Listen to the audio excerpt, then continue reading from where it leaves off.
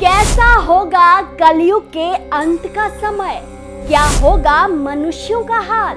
क्या कलयुग के अंत में वाकई गंगा नदी लौट जाएंगी वैकुंठ धाम? दोस्तों, हम सभी जानते हैं कि हिंदू धर्म ग्रंथों में काल यानी कि समय को 4 भागों में बांटा गया है।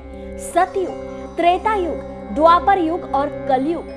अभी हम सभी कलयुग में जी रहे हैं, जिसे लेकर तमाम तरह की बातें होती रहती हैं। ऐसे में हर कोई चिंतित ही दिखाई पड़ता है कि आने वाला समय कैसा होगा। क्या यह कलयुग का आखिरी दौर चल रहा है? क्या कलयुग अपने चरम पर है या इससे भी खराब दौर आना अभी बाकी है? आज हम आपको इस वीडियो में ऐसे ही कलयुग से जुड़ी उन खास रोचक तथ्यों के बारे में बताएंगे जो अनेक धर्म ग्रंथों में भी लिखी गई है।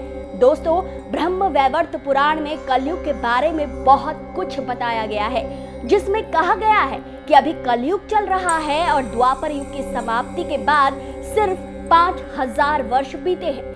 ऐसे में कलयुग का काफी समय अभी आना बाकी है और अभी से अगर देखा जाए तो अधर्म फैलना शुरू हो गया है।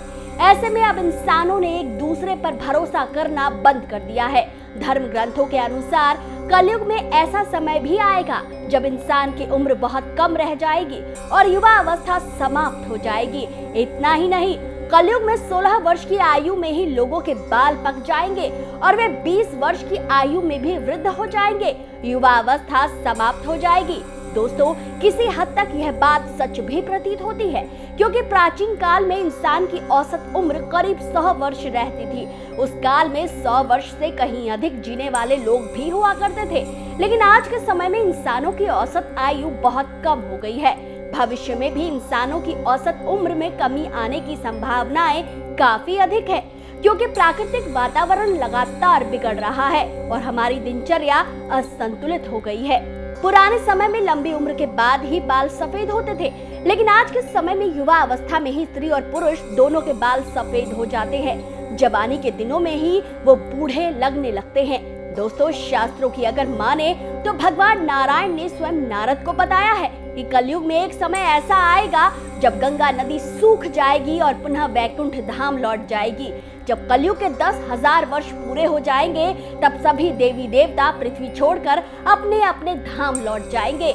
इंसान पूजन कर्म, व्रत, उपवास और सभी धार्मिक काम करना बंद कर देंगे।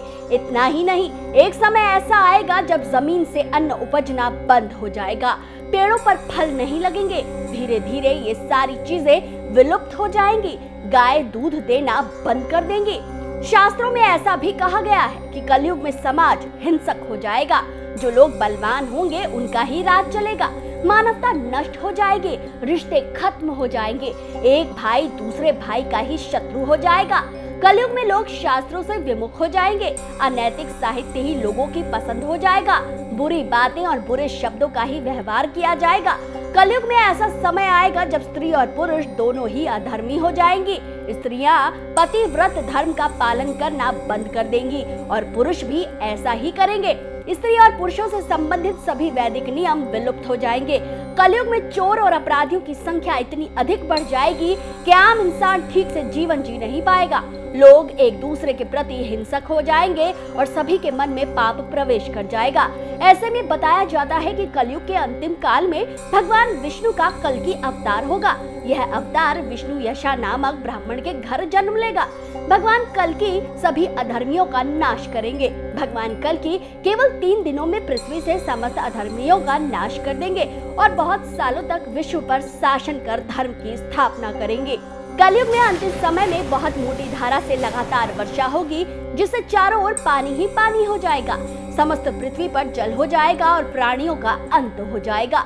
अंतिम चरण में एक साथ 12 सूर्य उदय होंगे और उनके तेज से पृथ्वी सूख जाएगी और पुनः सतयुग का प्रारंभ होगा। तो दोस्तों, ये थी कलयुग को लेकर आपके मन में पनप रहे तमाम सवालों के उत्तर, जिससे ये तो साफ हो गया कि कलयुग का सबसे बुरा दौर आना बाकी है और उसकी शुरुआत लगभग हो चुकी है। तो दोस्तों, आपको हमारी ये जानकारी कैसी लगी, हमें कमेंट करके जरूर बताइएगा। ये जानकारी सभी तक पहुंचे, इसलिए इसे अपने दोस्तों के साथ भी शेयर करें। चैनल में अगर नए हैं तो चैनल को सब्सक्राइब करना ना भूलें। आगे भी ऐसी ही रोचक और आध्यात्मिक जानकारी लेकर हम एक बार फिर उपस्थित होंगे। तब तक के लिए हमें आज्ञा दीजिए। नमस्कार।